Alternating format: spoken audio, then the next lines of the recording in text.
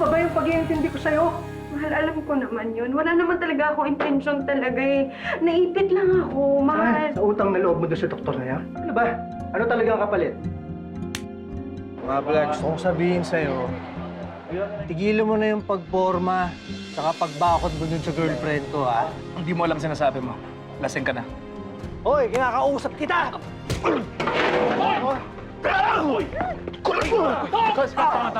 How dare you allow your boyfriend to hurt my son? Ma'am, hindi ko po alam na nangyari yun. Mabait si Rowan. At sa lahat ng ayoko yung inaabuso ang kabaitan niya. At napapahamak siya dahil doon.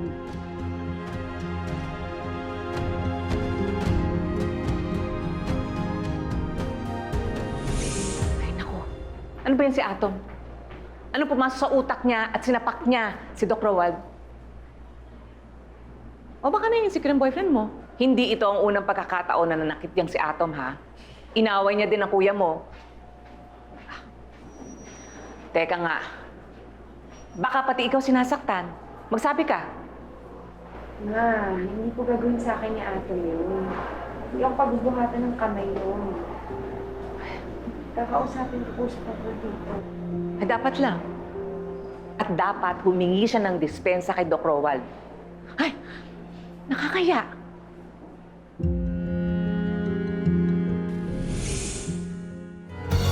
Is it enough to love you from afar? From today, I love you as before. 'Cause that's the only way I know I can be with you. Won't let go. Can't let go.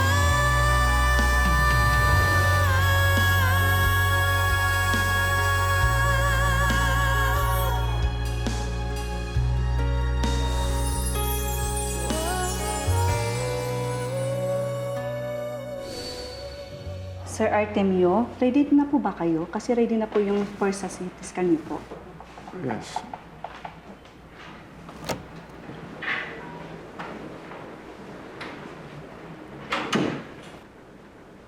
Tita Cholen, kamusta naman ang tatay?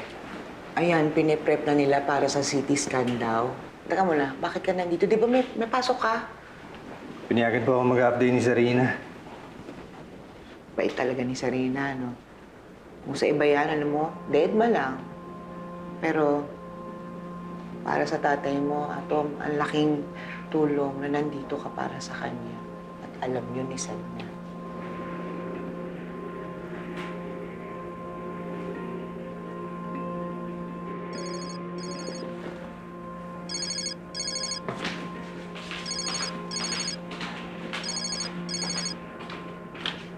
Yan yung gagaling ka.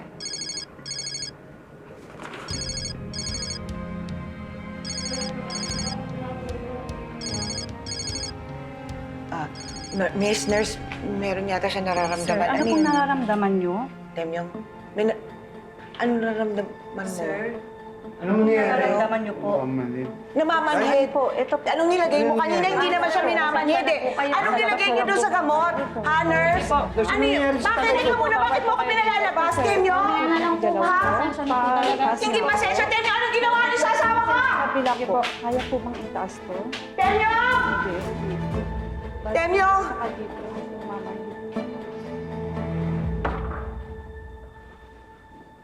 Stella. What's the matter? Dok, sorry po talaga. Hindi ko alam na gagawin ni Atom yan. Sorry po talaga. Ako na talaga yung humingi ng pasensya. Hindi niya dapat ginawa yan sa'yo. Sinabi na niya sa'yo. Hindi pa po kami nagkakausap, pero sinabi sa akin ng mami niyo kanina, pumunta siya dito. Si Mom? I'm so sorry, Stella. Hindi niya dapat ginawa yun. Hindi, Dok. Si Atom ang hindi dapat gumawa sa inyo niyan. Pasensya na po talaga kayo. Nagsusorry po talaga ako. Well, disappointing naman talaga yung ginawa niya sa akin. Pero ngayon, Stella, kung natatakot ka na baka maapektuhan yung trabaho mo dahil sa nangyari, no. Hindi mangyayari yun. Although, if Atom continues to behave this way, then we have a problem.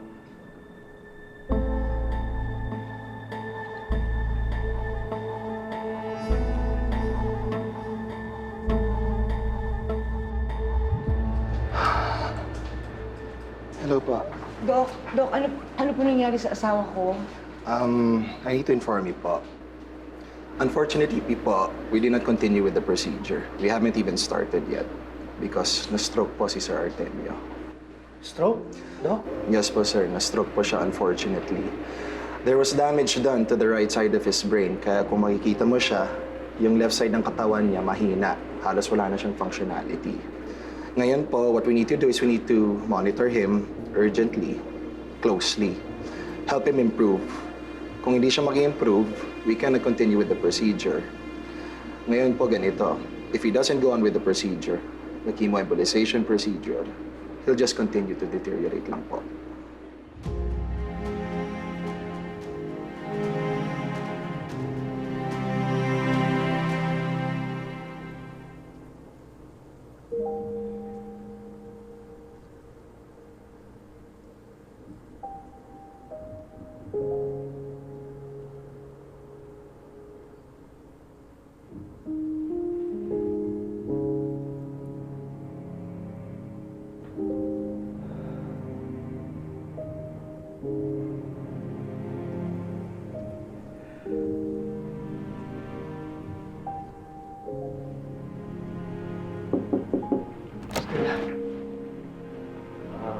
Mr. Atom Menandres?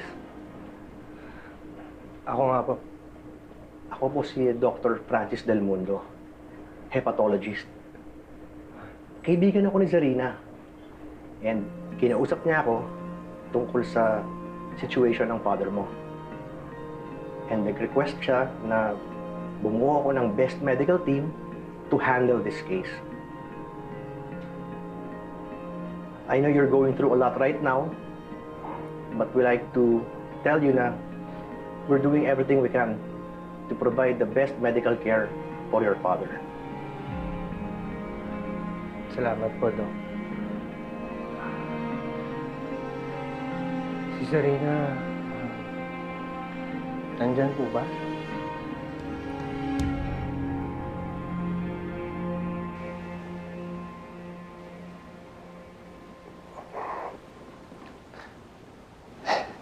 Naalala ko nung nagalit ka pa sa akin nun eh. Yung sabi mo, wala ka ng pakialam.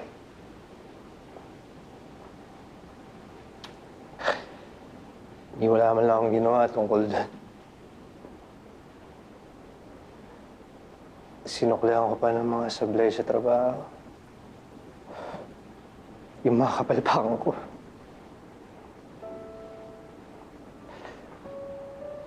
Sinabi ko pa nga, lalayo ako, di ba? Pero,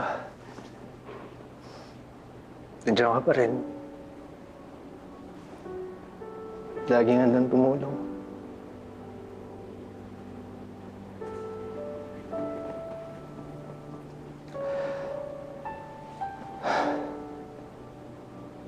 Ang dami nangyayari eh.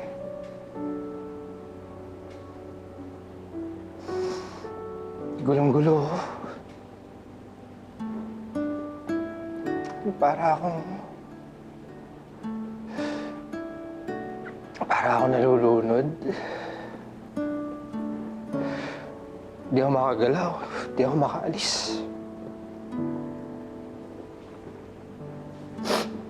Di ko na alam kung anong gagawin ko.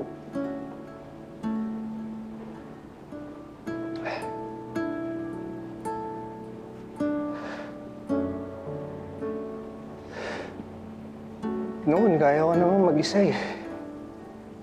Walang kasama, yung walang katuwang.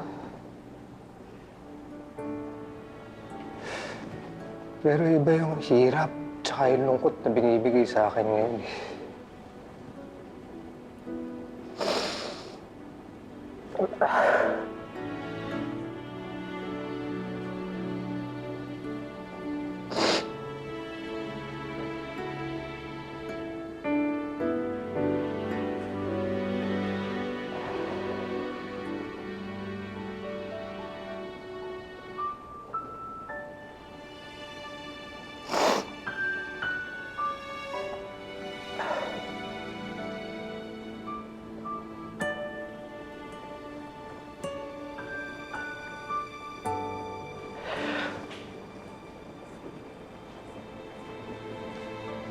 Atom.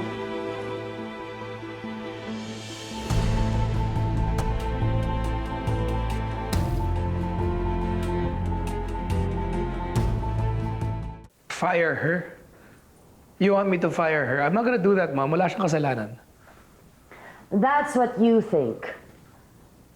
The problem with you, Roald, is that masyado kang mabait. Kung ano-ano ng gulo ang dinadala sa'yo, but you still choose to keep them around. Wala. Talagang nahulog na at nakuha na niya ang loob mo. You know what I think, Mom? I think you've had enough of this. In fact, di ba nag-promise kayo na babawasan niyo ng pag-inom niyo? Roald, I have my drinking under control. At pwede ba? Huwag mo nga iniiba ang usapan. Sinasabi ko sa'yo, Roald, iwasan mo yung Stella na yan. She's bad news. Okay. Okay, listen, Mom. Ako yung nag-offer ng trabaho kay Stella. Ako rin yung nagbigay ng tulong sa kanila. Hindi ako minamanipulate at hindi rin niya hindi niya nakuha yung loob ko gaya ng iniisip niya, Ma. But you are being dragged into her drama. Don't you get it? Roald, I fought hard for you to have a life, a good life. I spent all my years protecting you. Kaya sana naman maintindihan mo na hindi ko papayag na kung sino-sino lang ang mananakit sa'yo. Atom! Atom, ba't mo ginawa yun? Ano bang nasa isip mo? Ba't kailangan mo idama yung boss ko? Ha? Di ba ako, sa akin ka galit, ako yung may kasalanan? Ha? Atom, ano hindi ka sasagot para ako nakikipag-usap sa hangin dito? Ano gusto mo? Humingi ako ng tawad? Oo, yun yung gusto ko. Pero dyan sa itsura ng mukha mo, parang hindi mo panagsisiyan yung ginawa mo. Atom naman, alam ko may kasalanan ako sa'yo. At guilty ako doon. Pero kailangan mo umabot sa ganito? Ha, Atom? Ano bang problema, ha? Hindi ba sapat yung pagmamahal ko sa'yo? Hindi mo ba nararamdaman, Atom? Na-insecure ka ba? Ano ba? Baka nga! Baka nga insecure na insecure ako. Ha? Pero tinanong mo man lang ba kung bakit? Inalam mo man lang ba kung bakit umabot sa ganito? Ha? Kung okay lang ba yung sitwasyon ni Atom? Kaya pa ba akong intindihin Kaya ni akala ko Atom? nagkakaintindihan tayo. Dahil yung sabi mo sa akin, di ba, iintindihin mo ako? Pero hindi, nagpapaglamot ka dyan sa galit mo. Sa selos mo. At nilalam na rin ni Mama. Atom, pagod na ako. Pagod na ako. Pagod na ako pagtanggol ka, depensahan ka sa pamilya ko. Pagod na ako. Bakit? Ano pa man kailangan mo i-defend sa akin sa pamilya mo? Ha? Stella, wala na akong ibang inintindi. Kundi ikaw. Kundi sila. Tapos ako minsan lang ako magkamali. Ha? Parang ang laki-laki ng kasalanan ko. Kung pagod ka, pagod na rin ako. Pagod na akong umunawa. Pagod na akong intindihin yung sitwasyon mo. Pagod na ako na lagi kong inuuna yung mga kailangan mo. Eh ako, tinanong mo man lang ba ako kung okay ako? Ha? Kung okay ba yung sitwasyon ko? Hindi, di ba? Kasi, yun ang totoo. Wala kang pakialam.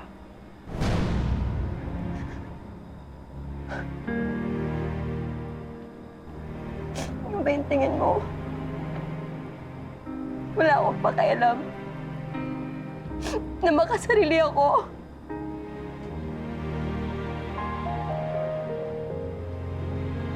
Yun pala yung tingin mo. Ano pang ginagawa natin sa relasyon na to? Mabuti pa maghiwalay na tayong dalawa.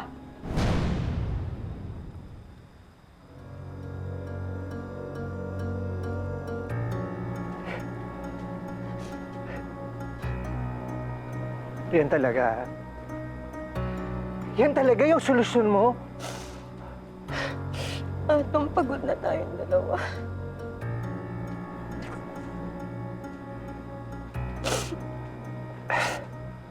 Ang akin lang naman, Stella. Sige, mag-away tayo, magsigawan, mapagod. Pero wag naman natin gagawing option yung paghihiwalay. Pero paano kung tama ka? Kung wala akong pakialam sa'yo. Kung hindi ko iniisip yung nararamdaman mo. Yung kailangan mo. Na makasarili ako. At tumayo ko. Hindi mo deserve yun. Ano kaya? Kaya tatapon mo na lang lahat ng to? Baka ito yung kailangan natin yung dalawa.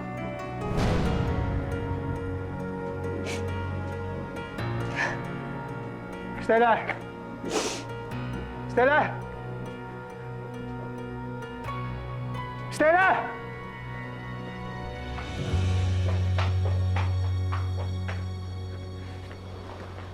Atom? Atom, kailangan ka sa loob. Si Tito Artemio.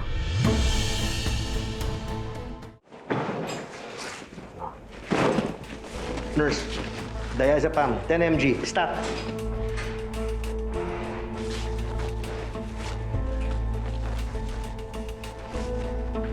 Dok, anong nangyayari kay tatay? Nag-convulsion yung patient eh.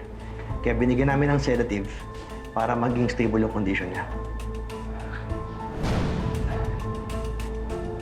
Ganun po ba talaga pag nagka-stroke? Well, we have to determine kung talagang stroke yung nangyari sa kanya or yung tinatawag nating hepatic NSAID. Ano po yun, Dok? It's a brain condition na usually nangyayari sa patients na merong liver cirrhosis. Pero meron rin doon nakikitaan sa mga patients with liver cancer. What happens is, hindi na kayang salain ng liver yung sobrang daming toxins sa bloodstream. Kaya tumutuloy sa utak ito at yun ang nagiging reason ng kanyang mga convulsion, confusion, and sometimes even coma sa patient. Well, I'm sorry. I have to go, okay? I'm sorry, but you cannot stay here.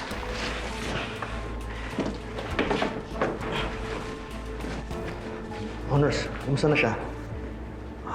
It's good, it's good. Okay, monitor ng vitals niya, ha? Q10. Okay?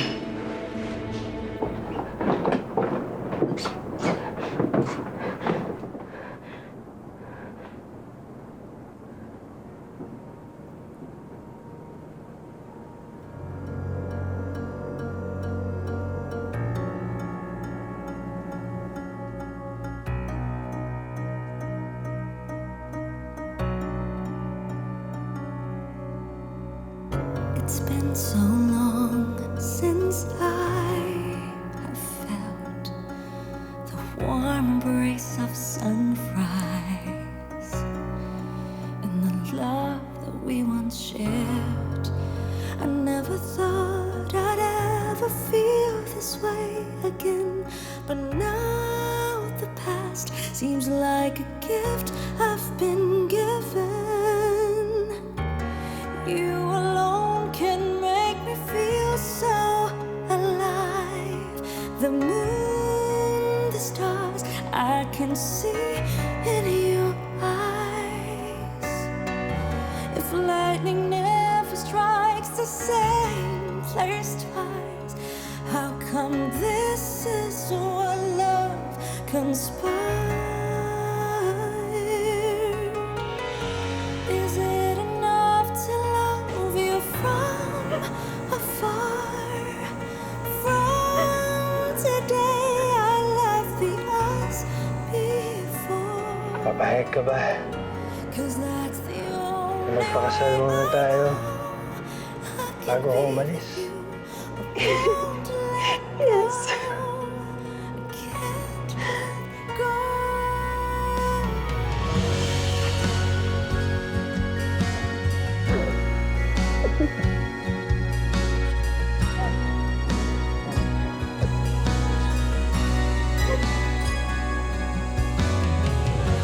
Cause that's the only way I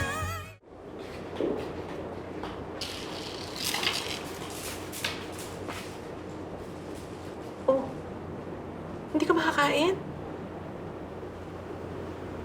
Wala pa akong gana.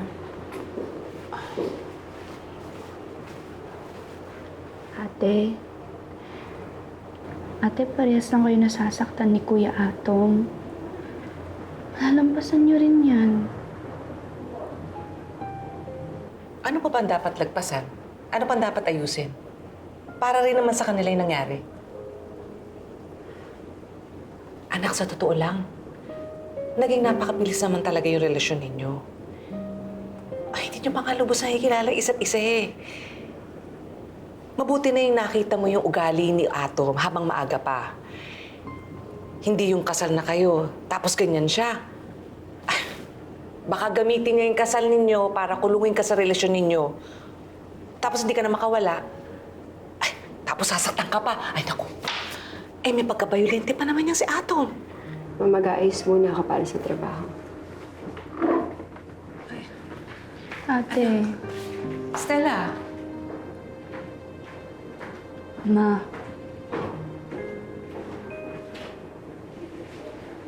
Ma. Huwag na po muna kayong magsalita ng masama kay Kuya Atom. Ma, kasi kahit pa paano, nasasaktan si ate. Mahal niya si Kuya. anong mali doon sa sinabi ko, ha? Gusto ko lang iparating sa ate mo na tama yung naging desisyon niya na makipag-iwalay.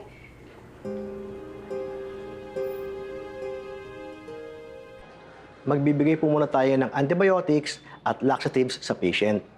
Yung pong antibiotics ay na makakatulong sa pagpigil sa pagdami ng bakterya na pinoproduce ng katawan niya. At yun naman pong laxatives, yun ang makakatulong para mailabas yung mga toxins kapag dumumi na siya. Okay po, Doc. Salamat po. Doc, gawin niyo po ang lahat ng paraan para gumaling lang po siya. Kahit mahal po, magbabayad po kami, Doc. Sige po, if you'll excuse me. Salamat po. Excuse me.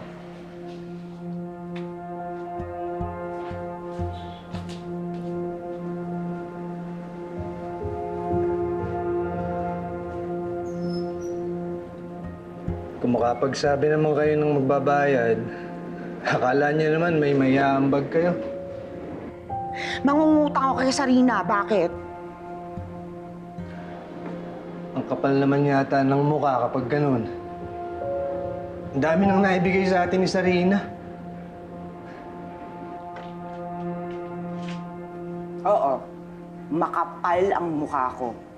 At kakapalan ko pa lalo ang pagmumukha ko para lang sa tatay mo. Tinakol na ako ng pamilya ko, di ba? Sumama na ako sa tatay mo para maging kabit kasi ang kapal-kapal ng pagmumukha ko. Alam ko naman ho yan. Kaya nga ako nasira yung pamilya namin, hindi ba? Dahil sa inyo. Di ba kayo nakukonsensya? At bakit? Ha? Atom, anong ginawa ng nanay mo? Ha? Nung lumayas ang tatay mo sa inyo, pinigilan ba niya? Di ba? Sipin mo yon. Sumuko ang nanay mo. Yun yung pagkakaiba namin dalawa. Ako palaban, nanay mo ang hina. Atom, hindi ko na rin alam. Hindi ko naman ito ginusto. Hindi ko naman pinangarap maging kabit, ha? Itakoy lang ako ng tatay ko, sumpa ako. Diyos ko, mali. Mali. Sa ulit, tingin, mali. Sa ulit, kabit ako. Kung alam mo na kung gaano ako naniliit ngayon.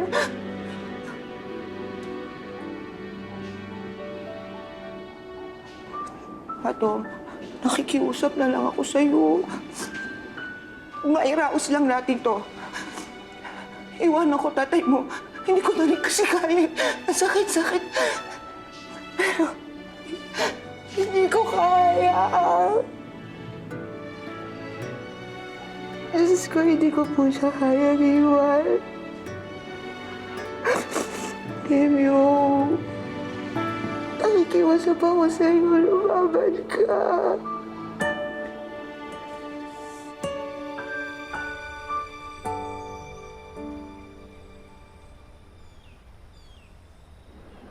Okay, Tita Choleng. Balitaan niyo po ulit ako, ha? And if there's anything you need, huwag kayo mahiya. Tawagan niyo na lang ako. Bye, tita. Problema ba? It's about Atom's father, Dad. His condition is not getting any better. And naawa na ako. Nakikita ko nahihirapan na si Atom. And of course, I wanna be there for him. Sarina, mukhang sobra-sobra na ata ang binibigay mong tulong sa kanila. I just hope hindi ka nag-expect ng anumang kabayaran sa ginagawa mo.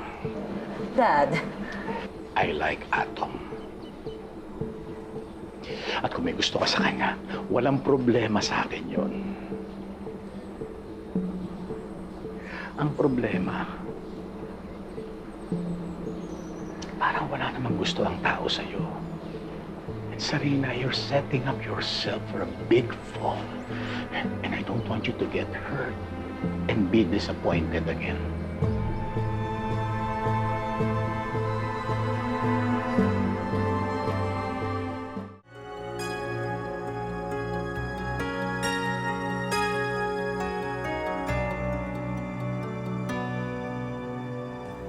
With every beat of my heart, you're all I see.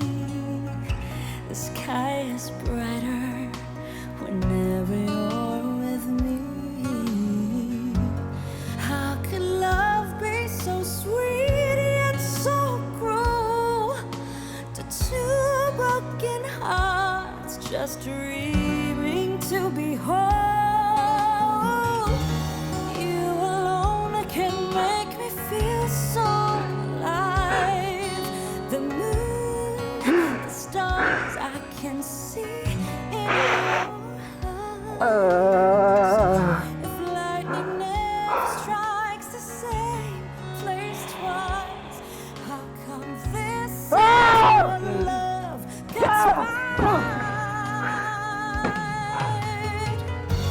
Is it enough to love you from afar?